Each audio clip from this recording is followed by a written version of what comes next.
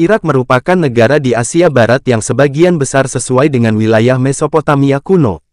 Sejarah Mesopotamia membentang dari periode Paleolitik bawah hingga berdirinya khilafah pada akhir abad ke-7 Masehi. Setelah itu wilayah tersebut kemudian dikenal sebagai Irak. Tanah kuno Sumeria mencakup tanah wilayah Irak, yang dihuni antara 6000 dan 5000 sebelum Masehi, selama periode Ubaid Neolitikum dalam sejarah Mesopotamia, dan secara umum dianggap sebagai peradaban tertua dalam sejarah yang tercatat. Selain itu, juga merupakan pusat bersejarah Kekaisaran Akkadia, Neo-Sumeria, Babilonia, Neo-Asyur, dan Neo-Babilonia, dinasti penguasa setempat yang memerintah Mesopotamia dan berbagai wilayah lain di timur dekat kuno selama zaman perunggu dan zaman besi.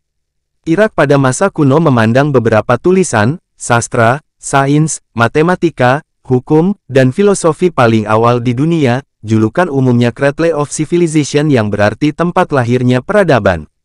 Era pemerintahan sendiri ini berlangsung hingga 539 sebelum Masehi, ketika Kekaisaran Neo-Babilonia ditaklukkan oleh Kekaisaran tetangga Akhameniyah di bawah Kores Agung, yang mendeklarasikan dirinya sebagai Raja Babel.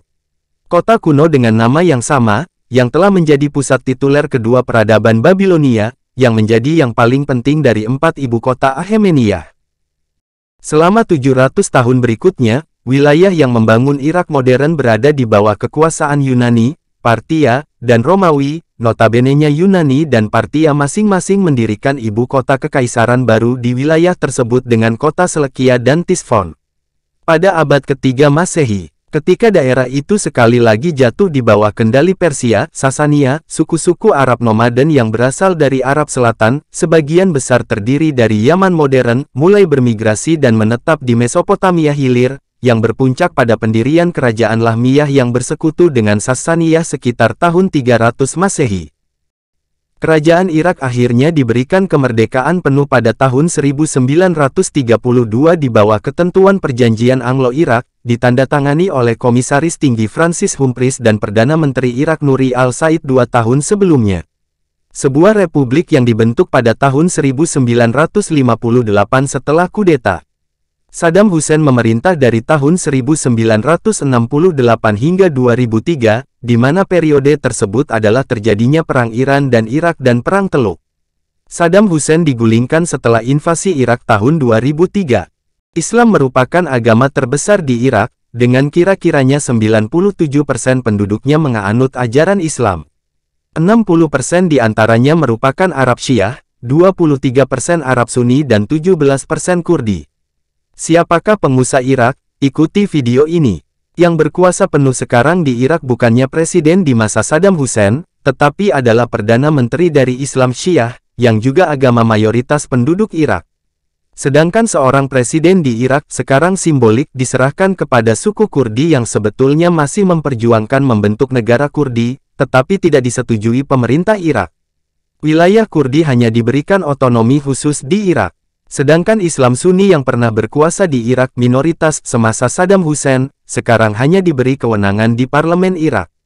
Itulah kejadian yang berlaku sekarang, di negara 1001 malam itu. Karena Irak merupakan mayoritas Islam Syiah, ribuan Muslim Syiah di Irak merayakan Hari Asyura di kota Karbala, tepat pada setiap 10 Muharram penanggalan Hijriyah. Perayaan itu dilakukan untuk memperingati syahidnya cucu dari Nabi Muhammad, Imam Hussein, yang syahid dalam pertempuran di kota Karbala, Irak, pada tahun 680 Masehi. Sementara itu, perayaan Asyura di Irak diramaikan dengan festival di kota Karbala, di mana kebanyakan pengunjung mengenakan pakaian hitam-hitam, dikutip dari Al Jazeera. Tak hanya itu, drama publik, pawai, dan prosesi besar-besaran juga diadakan di Irak dan Iran untuk merayakan Asyura. Kaum Syiah biasanya menampilkan kembali peristiwa pertempuran Hussein dalam perayaan Asyura. Kala itu, Hussein dan pengikutnya bertempur melawan pasukan Umayyad, yang setia dengan Khalifah Yazid I. Tak hanya dipenuhi pawai dan drama publik, beberapa daerah masih melangsungkan budaya takbir. Dalam kegiatan tersebut, jamaah menggunakan pisau, rantai, atau benda lain untuk menyakiti diri sebagai simbol pengorbanan dan perjuangan.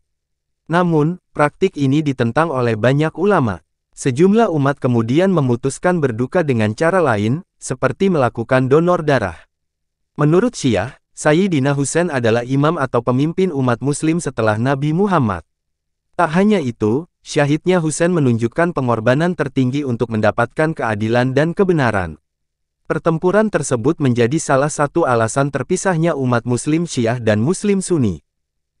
Demikianlah yang dapat kami sampaikan, semoga bermanfaat hendaknya, dan terima kasih telah mendukung channel kami. Jangan lupa subscribe, like, share channel Islamic Civilization. Wassalamualaikum warahmatullahi wabarakatuh.